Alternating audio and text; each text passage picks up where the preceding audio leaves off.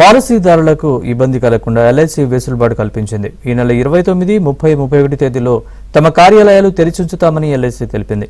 ఆయా తేదీలలో అధికారిక పనివేళల ప్రకారం సాధారణ కార్యకలాపాలు కొనసాగుతాయని చెప్పింది. ఐఆర్డీఏఐ సూచన ప్రకారం ఈ నిర్ణయం తీసుకున్నామని ఎల్ఐసి ప్రకటించింది.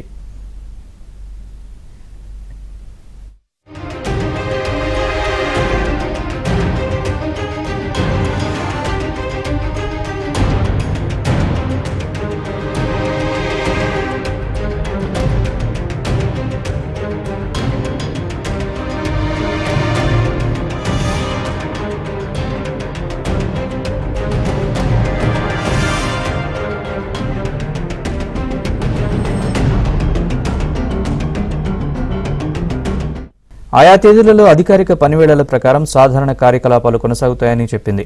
ఐఆర్డీఏఐ సూచన ప్రకారం ఈ నిర్ణయం తీసుకున్నామని ఎల్ఐసి ప్రకటించింది.